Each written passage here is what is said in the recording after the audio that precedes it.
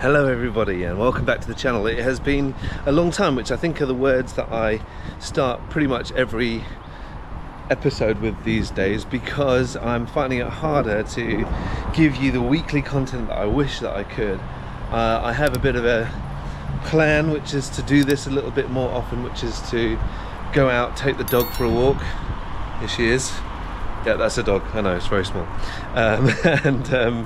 And to share with you my thoughts and my ideas, and gather your thoughts and ideas in this sort of format. And so, here we are. Today I am thinking about this beautiful country that I was born in and that I get to call home, and the mindsets that we have here. And a lot of people see Singapore as somewhere which is very, very forward thinking. We've heard the phrase city of the future be used for this country many, many times.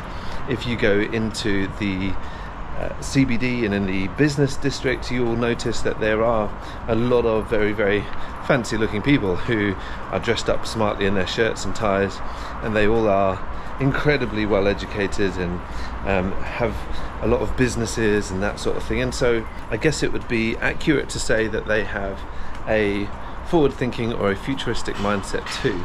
There's a lot of innovation that happens here. I know that Google have some offices here now, which is awesome. And so yeah, there is a mindset, particularly around the world, that Singapore is this futuristic city. I think if you look at our city's skyline and the things that it's famous for, particularly Marina Bay Sands and maybe even the Apple building and some of the other buildings that just look incredible, it is easy to think that, particularly as that is what is projected to the world, that this is a very, very futuristic, forward-thinking nation. However, over the last 5 years living here, I'm beginning to realize that it is incredibly varied, that there isn't just that one type of mindset here in Singapore, and it's no bad thing. It's actually a great thing to have the variety. And just heard a rooster crowing, which I find to be very, very villagey and very countryside-y, and we're right in this massive block of apartments, and I find that contrast exactly what I'm talking about right now. There's the rooster hanging out, noisy one. And so yeah, with these mindsets, it's made me question what the mindsets are here, what they're like, what people are like, and where these different mindsets come from. And I know that with this country being so prominent in the business world, and having so many influential people from Singapore doing business, I think it's really, really easy to have the wrong idea that everybody has that same mindset. And I think sometimes people, particularly people from other countries who live here, have this idea of what Singaporeans are like, and when they meet someone who's local, who doesn't share that mindset that they expect us to, they get a little bit, not upset, but maybe frustrated, and sometimes we can get some negative press about it. And I would like to have a moment to discuss it, to give some of my thoughts and my ideas about it. But as you know, as I always do, I'd like to hear your thoughts and ideas about it in the comment section below. So please, if you are new to the channel, if you haven't really commented before, please know that this is something that I encourage, something that I am actually here for. You know the saying, I'm just here for the comments. I am, but I'm also creating the content. And so I would love to be able to, well, there's a bit of a crowded moment here with a lot of people. Hang on, gotta get the dog through it. Yeah, I'm very, very curious as to what you think. Now, I am in this really, really beautiful, fairly new neighbourhood of the Bidadari estate, very close to home, where I haven't had to take a taxi here or anything with the dog. We've just literally just walked from home. And you may notice already from me walking around how full of community and life it is here, and I love that about these places. They've been very, very well designed, and to have, while I think there's maybe well over 20,000 units here of apartment living, we also have supermarkets within this enclosed space. We have gyms, just like the one that I'm next to here, a playground like the one I walked past a bit earlier. There are little nursery schools nearby for kids, and hawker centres, which is like food places essentially. So there's everything contained in this one space, and it's fantastic and it's convenient and it's wonderful. My grandma, for example, she lives in an area of Singapore called Punggol, and just down from her apartment we have a hawker centre. She has a supermarket, hairdressers, a doctor's surgery, and these are amazing things, especially for my grandma, who is now 94, 95, to be able to have all these convenient things right there for her.